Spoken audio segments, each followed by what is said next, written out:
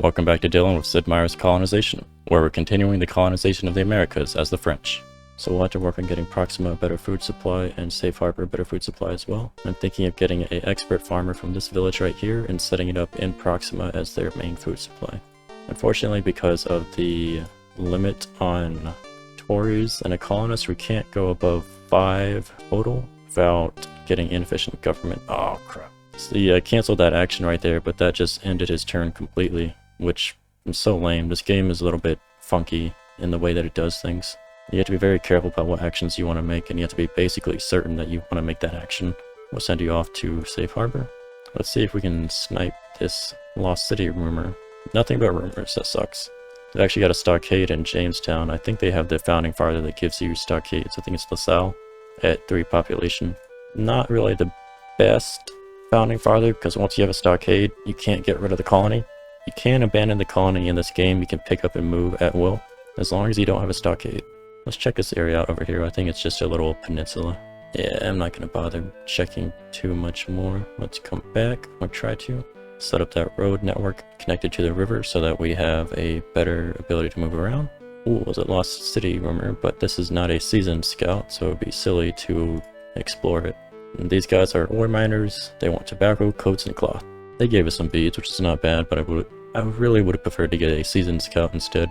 And the ship arrived in Safe Harbor, so we're going to turn this into a regular colonist, like so. And then we're going to... wish I could set him to work immediately, but we can't support him. We need to get the carpenter doing his job first, and then we unfortunately need to get the fur trapper to start doing lumberjacking instead over there. It's going to take some time to build up the docks so that we can make use of the fishery. In the meantime, we can use 4 turns of extra production from the fur trader at the carpentry shop, which will speed up the docks just a little bit, but I'm going to have to be careful not to go below 0 or one of them will die. Let's load up the furs, drop these furs off from the wagon train, and load up more furs, like so. And then they brought us some more, very nice, thank you Iroquois.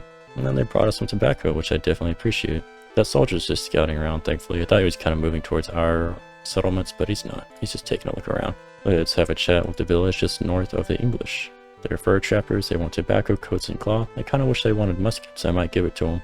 They've been alarmed by the English, but it looks like their alarm has gone down in most parts. It's always pretty funny to arm your enemies in this game. It's a lot more effective than in Civilization, because you actually make money off it, in most cases. Pioneer used up all his tools, so that's why we had extra tools dropped off in Safe Harbor. And we're going to bring the fisherman home to Safe Harbor, get him to drop his horses, and we'll distribute those horses around the colonies. I want to check out that Lost City rumor, but this scout is not yet a proper scout, so we're going to instead move to meet some more natives, and hope that we get a seasoned scout. It is also possible to use missionaries to incite the natives to attack your enemy. So in the original colonization, you can establish a mission using a missionary, which is anybody that's been proclaimed as a missionary at a cathedral or back in Europe, I believe. And you can establish a mission which lowers tensions with the natives, but you don't get converted natives automatically from the missions. You have to attack the village for some reason in order to get converted natives. I don't know why that is. In the remake, it's different. Oh, this village actually does season scouts. It's nice. In order to be trained by a village, though, you have to approach it on foot, as far as I know. You can't approach it on horseback. And since it's kind of far away, it would be difficult to get somebody trained at this village. They do want tools, though, which might be worth selling too, but now tools are getting kind of expensive in Europe. And we actually found the Iroquois capital from that village that we just spoke to. It's slightly further north. I thought it would be closer to the coast, but I guess not. I'm extremely happy that I haven't run into airwax. I had a bunch of problems on another playthrough I was doing just in my own time where I got all my scouts murdered by airwax. I don't know why they had to be like that, but they are. So we dropped the horses off, but the horses won't breed because we aren't actually earning a food profit at the moment. Once I have the docks set up, I can use the fishery, then the horses will actually breed on their own. But right now we only have 2 more turns that we can work through this food. I could put the fisherman to work as a farmer though, let's do that. That'll provide some food in the meantime, and that'll actually get our stable so that we can keep working 2 carpenters. Let's grab the cotton and the tobacco from Safe Harbor, and then we're going to send the caravel over to Proxima, pick up more cotton and tobacco.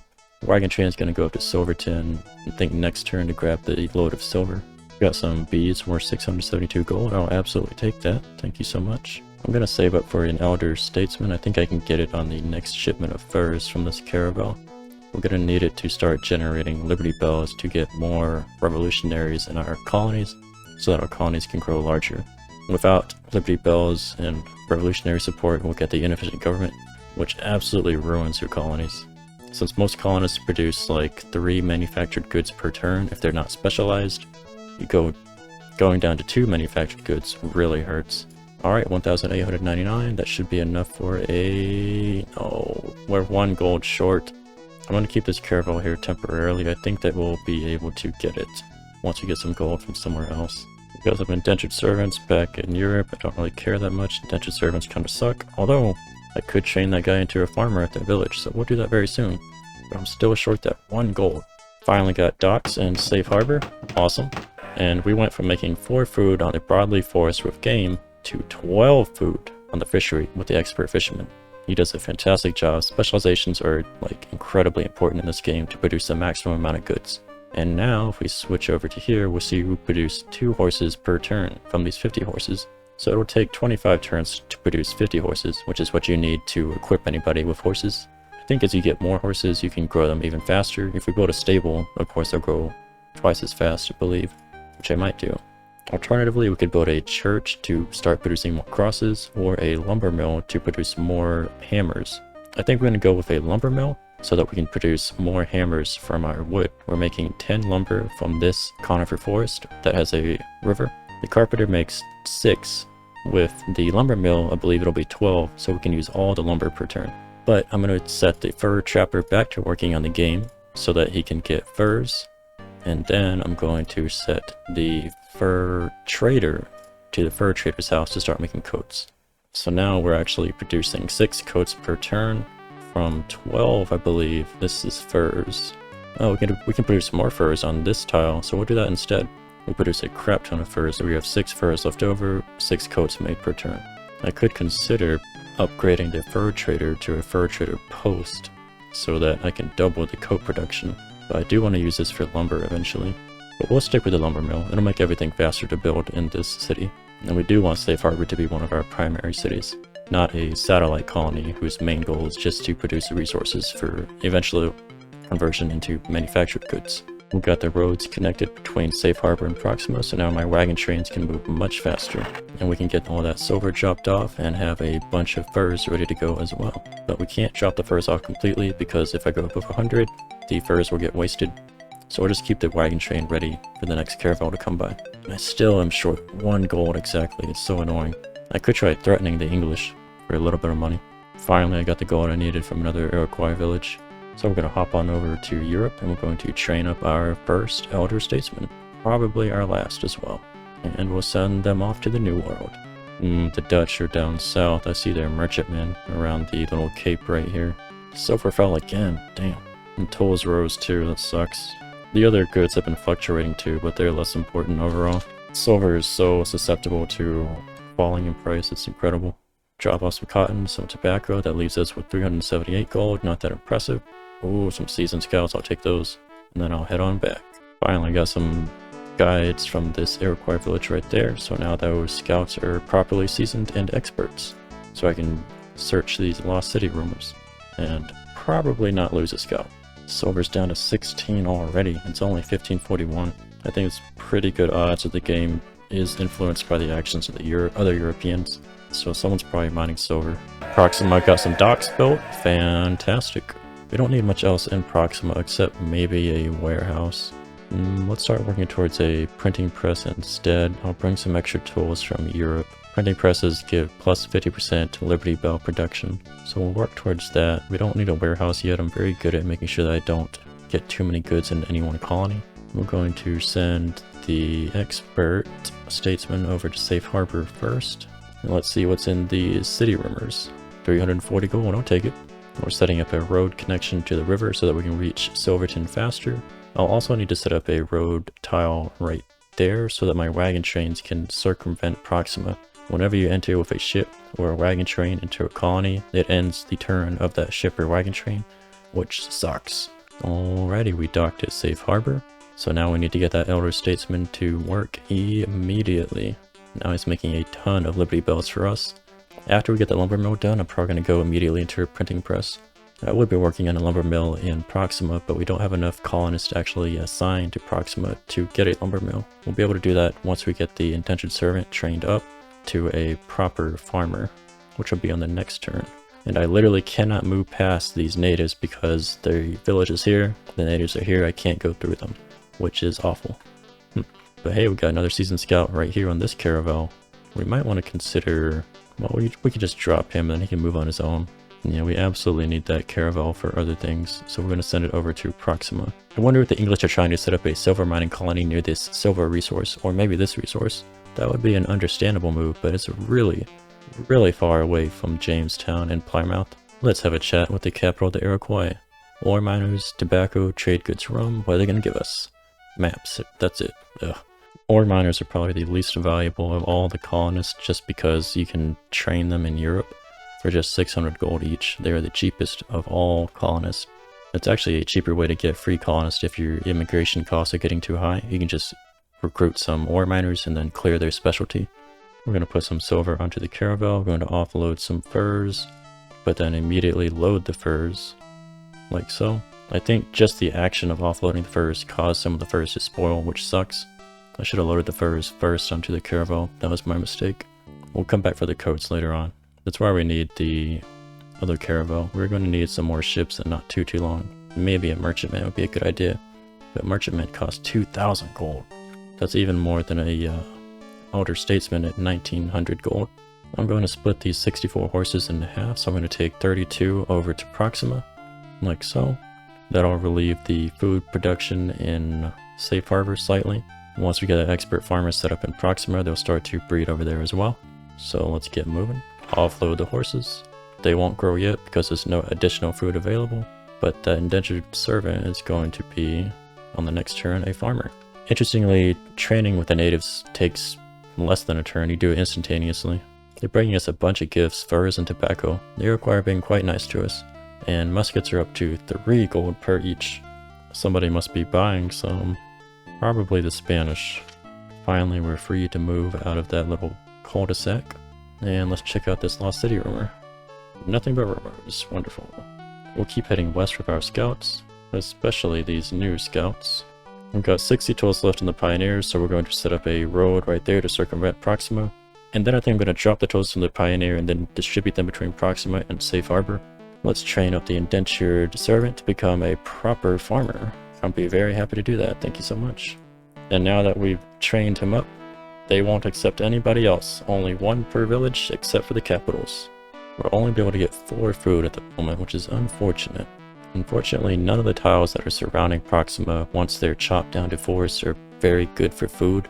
So we're going to have to chop one of the forests. I think that will do that instead. So I'll road this tile, and then chop it, and then plow it to produce food. So that'll spend all of our tools on the Pioneer. We'll just have to bring some more tools from Europe, and we're going to start really considering starting a colony that is focused on tool production. Got another Lost City rumor. Let's see what we get. 300 gold. Not bad, not bad. Not amazing, but not bad. Silver's already down to 15. It's still good to mine it, of course, but it is rapidly losing its value. We do have 2,401 gold. I'm gonna grab another Elder Statesman. Why not? Expensive, but here's the thing. So let's grab some carpenters too. We need Liberty Bells for founding fathers, and we need it so our colonies can get bigger. Totally fine paying some extra money. The next thing we're probably gonna do is set up tool production, but the issue is figuring out where, because none of this is really good for tool production. Although over here we've got rainforest as well as wetland forest. Both of those one becomes marsh, which is good for ore, and rainforest becomes swamp, which is also good for ore. We might get lucky and find some mineral deposits too. So I think our ore town is going to be located on this square. We're going to make use of these tiles. So that sounds like a good idea. We're going to bring in the master carpenter from Europe, replace the ore miner in Proxima, move the ore miner over to here, build a colony. Come on, Lost City rumors. Desperate survivors. Not bad, not bad. I'll take some free colonists for sure. That is what I got, right? Free colonists? Yep, some basic colonists. Now these colonists are actually interesting because they're deep in the inland area. That means that I could very easily have them get trained along the way home. So it's just a matter of what would I like to train them in. Unfortunately, almost all the Iroquois villages are ore miners. At the same time, though, we could use some ore miners for the tool colony. But one expert ore miner is going to keep us going for quite a while. I think I'll go ahead and I'll just pick up I'll send them to this village, I think, and train them in furs. Because we have lots of forests to make use of. Oof. 1547, silver down to 14 per. Still worth it, just not worth as much. It's lost almost 25% of its value, maybe more. And the king is raising our taxes further and further. Whatever. Still, 2% is not that bad. And safe harbor out of lumber. Let's see. Need to convert over to lumberjack temporarily. We've got plenty of fur, well, 2 turns worth of furs to turn into coats. We've got enough revolutionary support that I might be able to move a permanent lumberjack into the city, but we'll see. Ooh, Arawaks being jerks, raiding the Spanish. Very nice. If you ever settle on the Arawaks, just don't do it. They actually damaged the caravel that must have been in the harbor. Very nice, Arawaks, very nice. Always love to see the Spanish getting their teeth kicked in, always. In this game. Not in real life. Oh, silver down to 13. Muskets up to 4. I've only brought a few loads of silver, and I'm pretty sure that other Europeans have brought some loads too, but I don't think their production affects your good price. Pretty sure that the only thing that affects your good price is your production, plus the randomness of the game itself. We're going to send this caravel with the carpenter and the statesman over to Proxima, I believe. Well, actually, they can get there quite fast enough if we go to Safe Harbor first, so we'll do that. Hey, we found the Pacific Ocean. Very nice. We don't get anything special for it, but whatever. Just some non-existent accolades. Got some beads that are worth 416 gold from this Iroquois village. We're going to check out the Lost City rumors on the next turn. And everything's starting to go pretty well. I'm really surprised that we haven't gotten the next founding father yet. I really would like to get rid of those indentured servants and criminals. And silver's down to 12. Wonderful. Let's chop off some furs for some money. We got 1,298 gold. Let's see what we'd like to get. What I definitely need is I need to pick up more tools right now. And then I need to get myself... I'd like to get a master blacksmith. But I'm going to have to wait on that one. So let's head off. Wait, hold on. Let's check the immigration pool. No master blacksmiths yet. Okay, let's head off. We'll save our money. And we finished the lumber mill in Safe Harbor. Fantastic. So now we actually use as much lumber as we produce. And I'm able to get the furs from other colonies shipped over to here so the fur trader can do his job while the fur trapper is working as a lumberjack. It's not optimal, but it is good enough. Getting a schoolhouse would be nice so that we could start training free colonists to become specialized things such as carpenters or basic things like carpenters, ore miners. I think carpenters are schoolhouses, I'm pretty sure. So for schoolhouse, you can teach expert farmers, fishermen, silver miners, ore miners, lumberjacks, fur trappers, carpenters, hardy pioneers, and seasoned scouts. In this game, in the original, you actually had to have a teacher assigned to the building, and then they teach the other people. For the basic one, it's 4 turns. For the next level up, it's 6 turns. And for the university, which does elder statesmen, Jesuit missionaries, which you shouldn't waste time with. And I think something else that you shouldn't waste time with, the firebrand preachers, might be worth it if you're the English, but probably not. Mainly for the elder statesman, that takes 8 turns. So schoolhouse is not a terrible idea, but we also can't really sustain it. The issue is we can't really sustain more colonists because of our lack of revolutionary support. So what I think we're going to do instead is probably work on a warehouse, because this is a major shipping center at the moment. So let's start doing that. That'll get done in about 8 turns actually. And let's pull into harbor. All these guys are going to head on over to Proxima. Elder Statesman's going to do his job in the town hall. We're going to swap out the expert ore miner for the carpenter, just like that. Let's check the city rumors. Nothing but rumors, that sucks. Arawaks doing their thing again, raiding the Spanish, very nice. And I'm really happy that we have the Iroquois next to us. We're not trading with them much yet, but eventually we will. Let's grab the coats and the silver, and we'll take that back to Europe for a big payday. Let's check this rumor. Nothing but 50 gold, yeah. I'm very unlucky. Hey, we met the Cherokee just further to the west. Surprisingly, ore is back up to the original 4 gold per unit. And we got the fields of... horses getting more expensive, understandable. We got the fields of Proxima plowed properly so that farmer's actually doing as much as he can there. Which is... how many is this? 6 food per turn. Not great, not bad. I can't risk giving the Pioneer tools right now because it will take all the tools. I need to get the 20 tools to the printing press ASAP. Thanks so much for watching Dealing With It. Last episode was 30 minutes long, but this episode is 20 minutes long.